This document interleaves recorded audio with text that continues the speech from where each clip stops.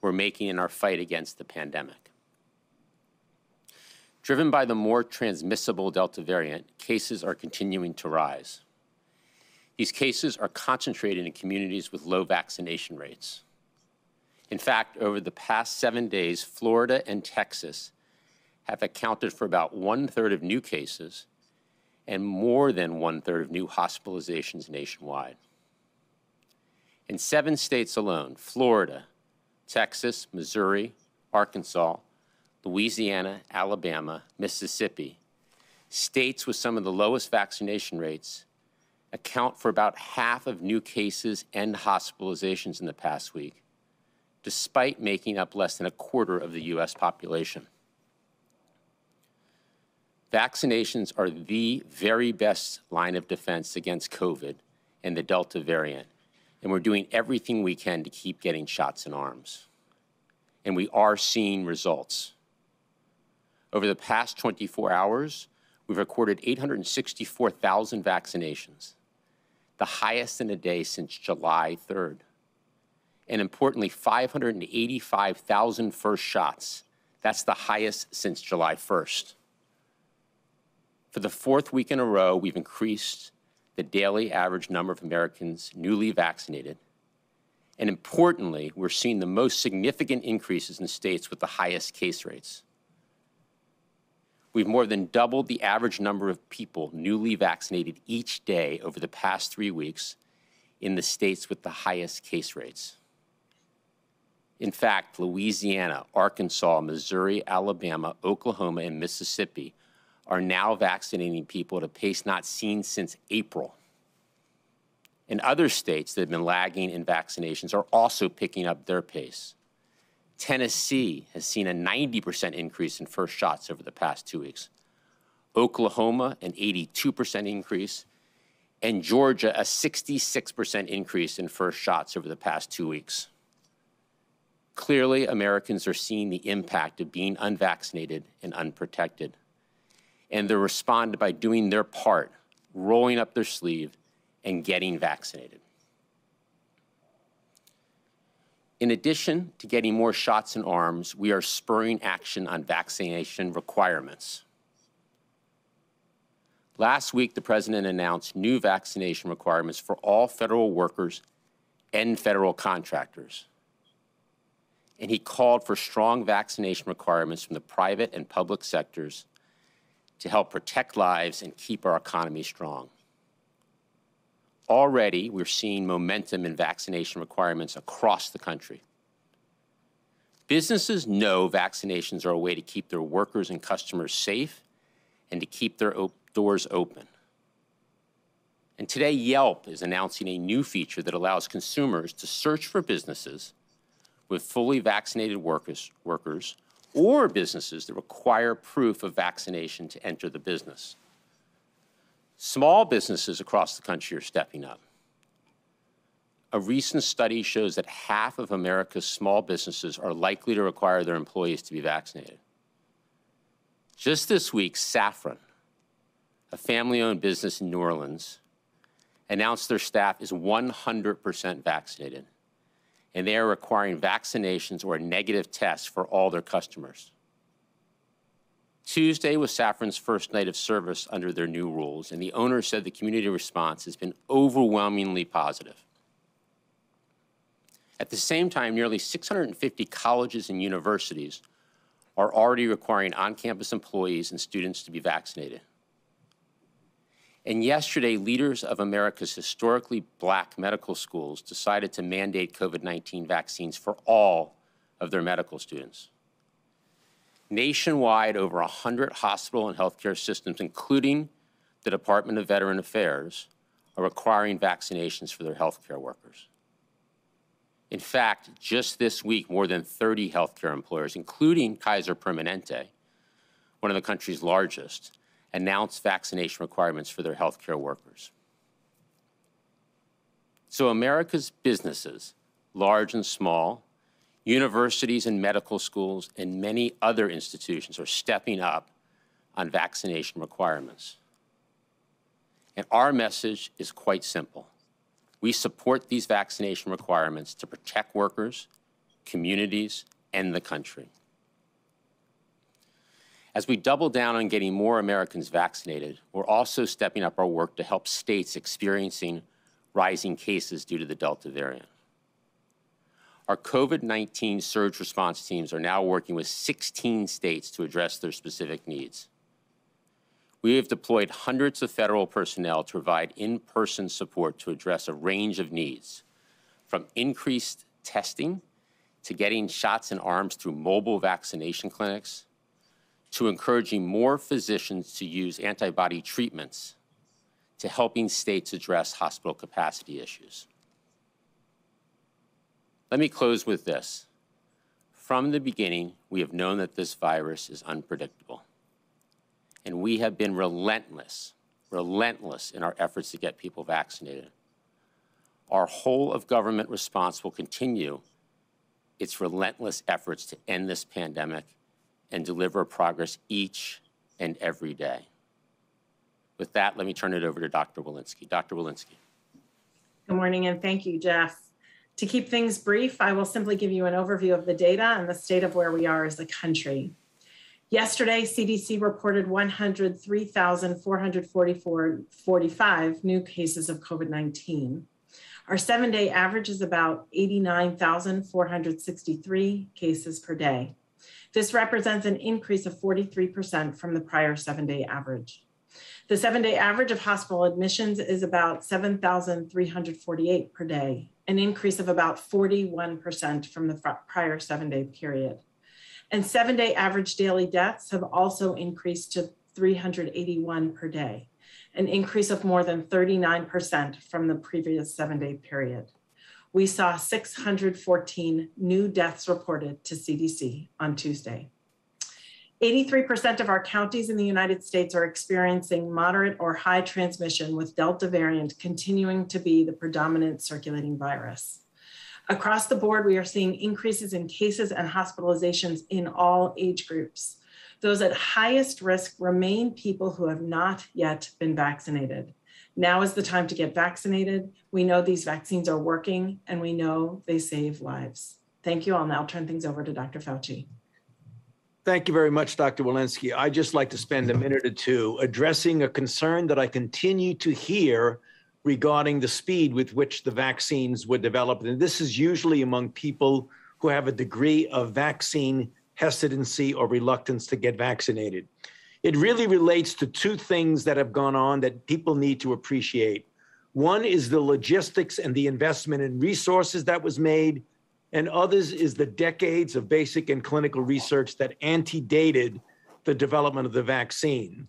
What about the logistics and the resources? Generally, when you develop a vaccine, the thing that usually takes years to do, you do it in a sequential fashion. In other words, in order not to waste money, as it were, you do something preclinical, phase 1, phase 2, phase 3, and then you start manufacturing the product. You do that sequentially because if the first one doesn't succeed, you don't want to go to the second, third, and fourth step.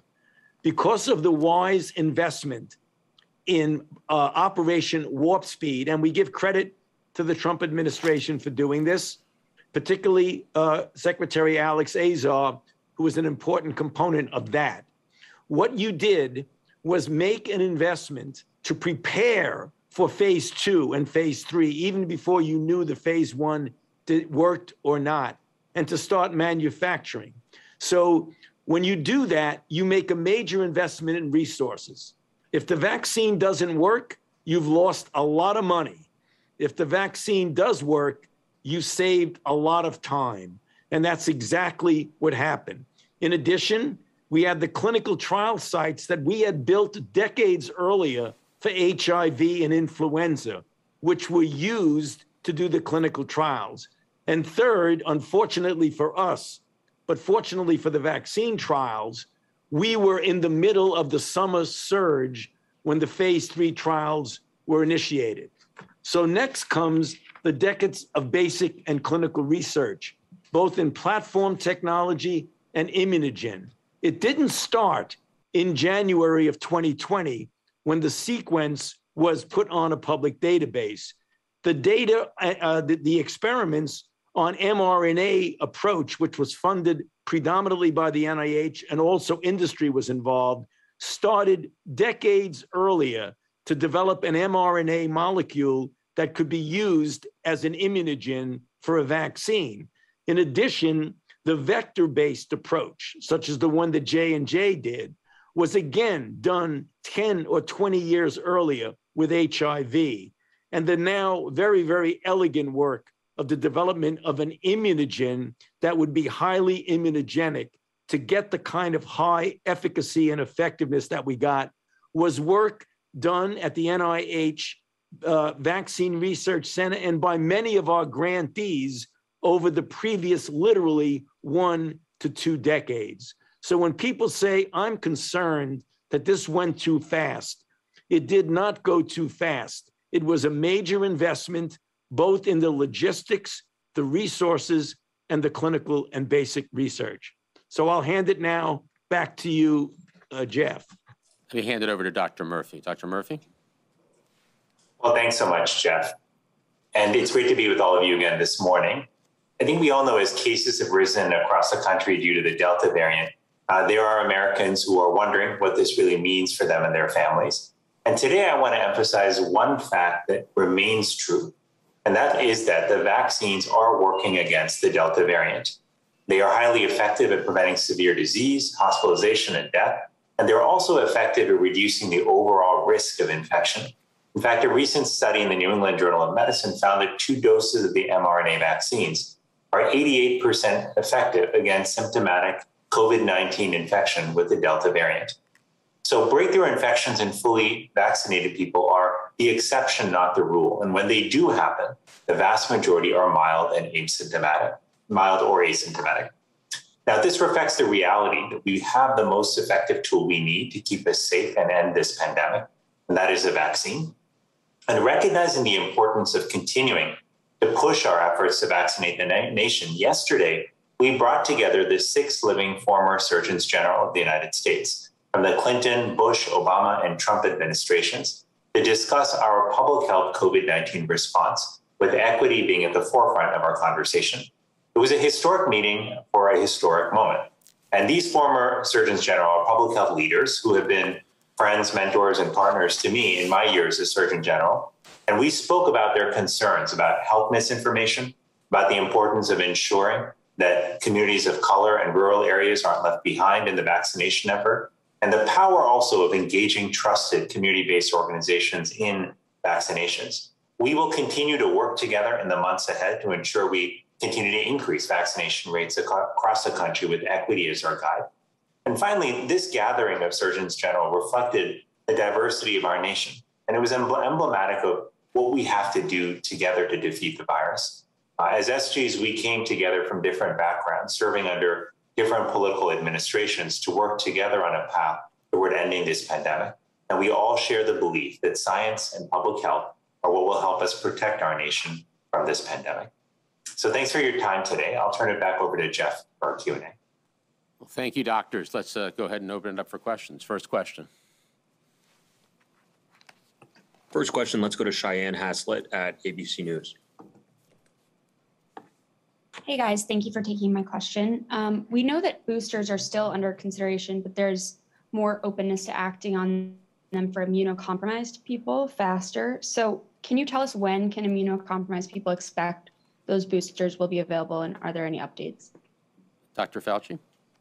Yes, thank you for that question. As we've said and continue to say, immunocompromised individuals are vulnerable. The reason is that it is clear now from the observational data that was made that they do not make, in general, with some exceptions, but in general, do not make an adequate response that we feel would be adequately protective. So in this regard, it is extremely important for us to move to get those individuals their boosters. And we are now working on that and will make that be implemented as quickly as possible, because for us and for the individuals involved, it is a very high priority. Next question. Let's go to Ouija at CBS. Thank you so much for taking my question. Dr. Fauci and Dr. Walensky have both warned that the virus may mutate and perhaps into a strain that is powerful enough to evade the vaccine. Is there any way to gauge how long before the virus overtakes the vaccine? And so we understand what that means for the vaccine. Is there a way to tweak it in that situation in order to give us protection? Why don't we start with you, Dr. Fauci, and then Dr. Walensky, if you have anything to add.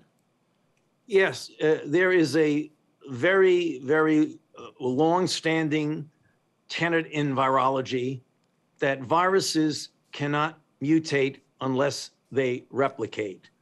And so the easiest way to prevent the scenario that you're proposing could happen would be to get as many people vaccinated as quickly as we possibly can, to not allow the virus to continue to circulate in the community, giving it ample time to mutate. Now, not every mutation is going to result in a functional change, but every once in a while, you do get a series or a constellation of mutations that do that, and you get a functional change, the way we have seen with the Delta variant, which functionally changed because it became significantly more able to transmit.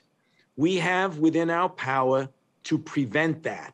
And you prevent it by not allowing the virus to freely circulate, finding vulnerable targets. You protect the vulnerable targets, who are unvaccinated people, by vaccinating them. And when you do so, you do a very, very strong blocking of the evolution of variants that could be problematic. Next question. Let's go to Sharon Lafreniere at New York Times. Thank you. Many experts say that the falling antibody levels that Pfizer and today Moderna cite as evidence that booster shots are needed is not convincing because people may still be protected even with those. If that's so, what is the right signal? Is it vaccinated people ending up sick enough to be in hospitals? And can the government wait for that kind of evidence before making a decision? And then secondly, I wanted to ask, what are the chances that the Delta variant will burn out, so to speak, here in a month or so, like in India and the UK? Dr. Walensky first. Yeah, we're going to make the decision about booster shots based on a compilation of evidence, one of which will most definitely be the immune responses, as you note, but that is not necessarily known to be a perfect correlate. The antibody responses, our immune system also has T cell responses. So this is going to be a combination of evidence, both of neutralizing antibody data, as well as clinical trial data, as well as our cohort data that monitor the safety and the effectiveness of our vaccines in many different populations across the country, tens of thousands of people, essential workers, healthcare providers, long-term care facilities, people who've been vaccinated early in the process. And it will be a combination of all of that evidence that helps inform our booster strategy. Dr. Fauci, the question of the case count and right. Quote, go ahead, please. Right. So what you're asking is, when are we going to turn around this acceleration that we're currently experiencing with Delta? There are two ways you do that. You do it in the immediate sense right now by mitigation. And mitigation of the kind of things you've heard from the recommendations of the CDC regarding masking, regarding avoiding situations, crowded situations where you can have the increased capability of the virus to spread. The ultimate end game of all this is vaccination. And that's why we continue to harp on that in a very, very proactive way, that if we continue to vaccinate and we get that 93 million people who are eligible for vaccinations, who have not been vaccinated, if we do that in the immediate, intermediate, and long term, and do the mitigation right now, we will turn the Delta surge around. I will guarantee you that that will happen if we do what I just outlined. Next question. Caitlin Collins, CNN. Thanks so much. Several of you and the president have repeatedly cited figures saying that 99% of those who die from COVID-19 are unvaccinated and 95% around that are who are hospitalized are unvaccinated. With the Delta variant, do you still stand by these numbers, and do you have government data to back them up? Dr. Walensky? Yes, thank you for that question, Caitlin. So those data were data that were from analyses in several states from January through June and didn't reflect the data that we have now from the Delta variant. We are actively working to update those in the context of the Delta variant. I do want to reiterate, though, that based on the data we're seeing, and we don't have fully updated numbers, universally, as we look at our hospitalizations and as we look at our deaths, they are overwhelmingly unvaccinated people. Next question. Let's go to Tamara Keith at NPR. Thank you for taking my question. There's some reporting out there that the working groups that are looking at reopening some international travel are making plans to require vaccination for international visitors.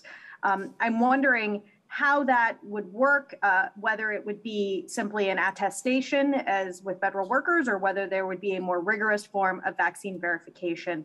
And on vaccine verification, you talk about that restaurant and other businesses that are requiring their customers to be vaccinated.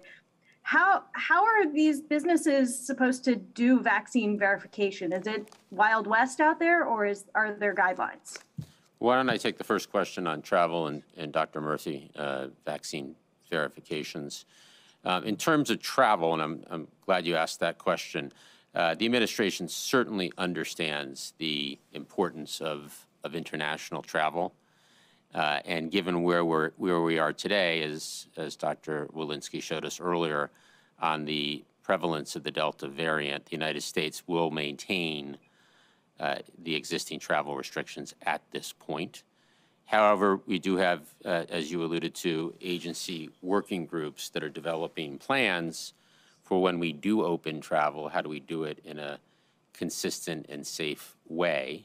And part of that planning is a phased approach that foreign nationals traveling to the United States may, there's still policy work being done here, may need to have some type of vaccine requirement, but that's not a decision at this point. That's one of the paths that's being looked at and considered, but there are alternative paths being looked at the same time. So the interagency working groups are currently developing a policy process, and we will be ready when it is the right time to consider reopening travel, and that'll be guided, as always, by the science and the public health. Dr. Murthy? Sure, and let me just ask, can you repeat the specific question you had on the verification?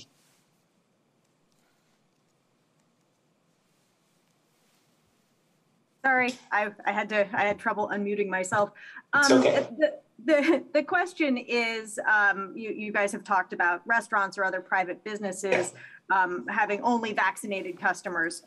How's a mom and pop shop supposed to know how to do vaccine verification? Yeah, it's a good question. Well, the good news is that we have seen a significant movement in the private sector to develop essentially vaccine verification efforts. We know this is not something that the federal government is leading, but we are happy to see the private sector leading and taking initiative on that. And I think this is going to be increasingly important because we know that more institutions are considering vaccine requirements. We certainly have seen that in the healthcare system, the vaccine requirements for healthcare workers is being adopted by more and more institutions, and we expect that will continue. Next question. Maureen Grappi at USA Today. Hi, thanks for taking my question. I wanted to ask about the federal assistance being offered to states that are hit hard by COVID. At one of the White House briefings this week, Jen was asked if the offers have been accepted in Florida and Texas, and she called that a, quote, discussion. Is there any update on that, on whether Florida and Texas want any of the help that the administration is offering?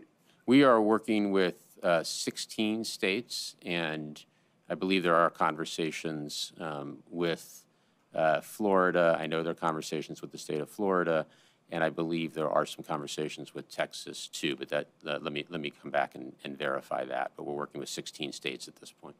on testing, on increased vaccination through mobile clinics, the increased use of therapeutics, also assessing and helping out on hospital capacity. So 16 states across a whole range of areas. Next question. All right. We have time for one more question. We'll go to Meg Tyrell at CNBC. Well, thank you. This is a question for Dr. Walensky, I think. Last week in the slides we saw from the CDC noted that Delta may cause more severe disease than older strains and cited some evidence from other countries. I'm wondering, does CDC think the data show it does cause more severe disease? And also, how are you looking at the risk it poses to children? Do you see more severe disease from Delta for them?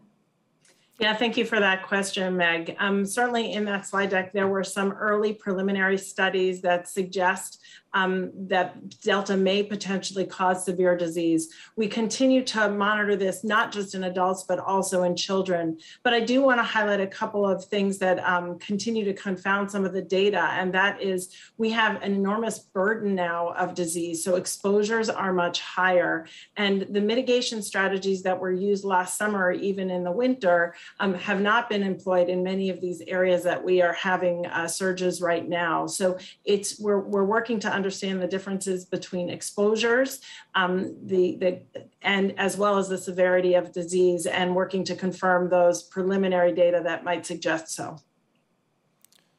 Good. Well, thank you. And